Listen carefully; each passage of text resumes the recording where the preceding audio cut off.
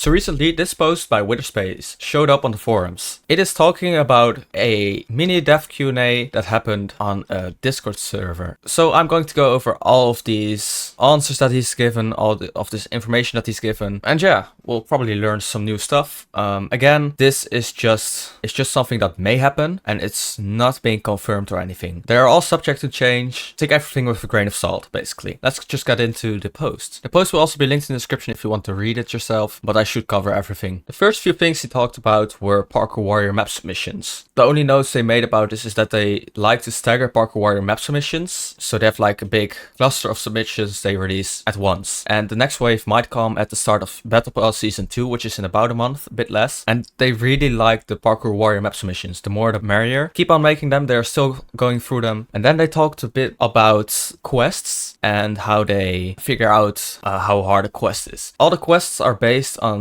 averages. They look at the statistics and analytics to determine what the average number of completions for the average player gets of a specific task in a time frame, and then they adjust the quest based on the length of the game to determine the amount of required completions. To give an example, the average player will play top 8 and to get to the other side every other game, and the average length of a game is around 3.5 to 4 minutes. So that quest might take 15 minutes to complete 2 top 8s, and that's how they look at the quests. This means that they try to make every quest of the same rarity around the same length. Furthermore, Sky Battle quests are much more difficult than other quests due to how many people play it, but it is being looked into. The Epic Punching Chicken quest should also exist, but it's currently bugged, so it's not in the rotation. Then there was some information about prestiges. First of all, there are going to be way more prestiges than we currently have. And the rarity of the cosmetics will slowly scale up because less people reach that faction level. We know from the resource pack files that there are at least 9 assets for faction prestiges, so for 9 different prestiges. So yeah, that might be an indication, but it might even go further, I don't know. Kind of plans to make it very hard for players to reach the maximum prestige, the maximum level, and they don't want that to happen. Yeah, so trophies and maxing every faction prestige should not be something that anyone ever reaches in the next couple of years, and it should be a constant race. This means that the goalpost for completely maxing game will be moved forever, so every time someone is getting close, they'll just move the goalpost. And you are meant to dedicate yourself just to one faction. And there's definitely a chance of seeing 2 times EXP weekends or something similar in the future. Power shards currently only have one use, and that is faction prestiging, and as such their rates are being kept extremely low until they have more of their functionalities added. And the material economy will definitely be improved, as well as the system around crafting keys. And then they also talked a bit about trophies. Anything no longer obtainable will give either legacy trophies or bonus trophies. They might switch the name. Anything that will be obtainable from the legacy crate will give regular trophies. Everything from season 1 will go into the legacy crate except for maybe premium battle pass cosmetics and lifeguard bundle, and summer event bundle cosmetics, and some ultimate collector items. Although I'm not sure what they mean with ultimate collector items. And the legacy crate will have duplicate protection, so it's retroactively looks at and knows what cosmetics you already have and picks one once you don't have. And which is also good to mention is that the seasonal crate will likely be transitioning to a duplicate protection system as well for season 2. Remember, things should be easier to get from the actual event than from the legacy pool. And trophies will be celebrated a lot more in the future. Probably not in leaderboard form due to Minecraft EULA, which makes sense. And rewards from trophies wouldn't be just chests or something, but would be cosmetics and custom stuff. For example, if you would reach like, I don't know, 4,000 trophies, you would get a new cosmetic or other custom stuff. Maybe when furniture releases custom furniture, I don't know. And badge slots will also be trophy based. For example, after reaching 2,000 trophies, you might get a blueprint to unlock a badge display slot number 2. And then they talked a bit more about events and stuff. So the next event will be very different as the summer event because they weren't really happy with how this one turned out. But they do not know yet what they will do for Halloween or Christmas this year, but it will be way bigger than last year. And probably in the future, whenever there will be remix or event games, they will probably have badges that you can earn from playing them. Then they talked a bit about battle passes and that there might be a daily experience limit for how much battle pass XP you can gain each day, with the limit increasing as the season goes on. Last few weeks of the battle pass, there might even be no limit, so someone could complete the battle pass in the last 2 weeks. The next battle pass will be much harder to complete. They saw in the first season that some players were able to complete it within a few days, within a week.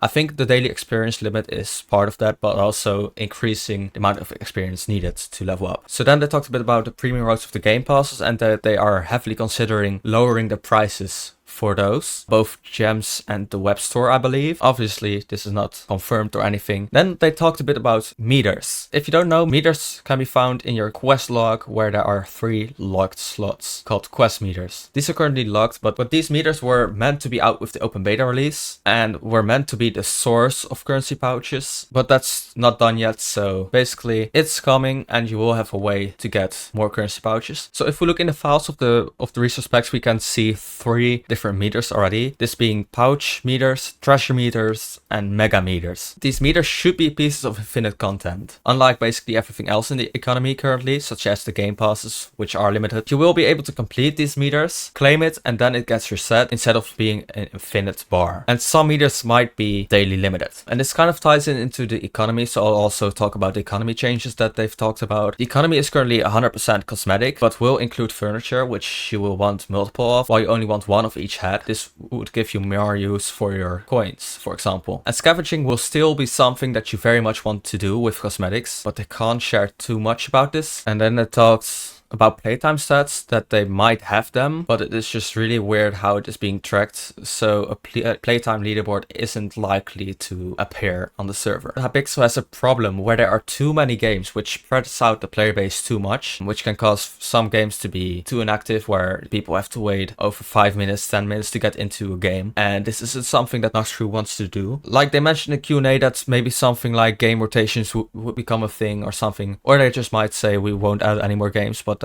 I don't think that will happen. I think they'll go for game rotations or something like that. There may be a system where you can have emotes using many armor stands to make models. So it is something that they're thinking about. I don't think it's a big priority right now. Speaking about priorities, the 3 main things that are priorities right now are economy improvements, the mastery gate and the duplicate system, and milestones. And this is just content wise, and games and bug fixes are also priorities. And speaking about the games, they mentioned that Ace Race is the game with the highest priority right now. And if that's true, that's really cool, because I remember that they kept saying like we don't know how to implement it properly.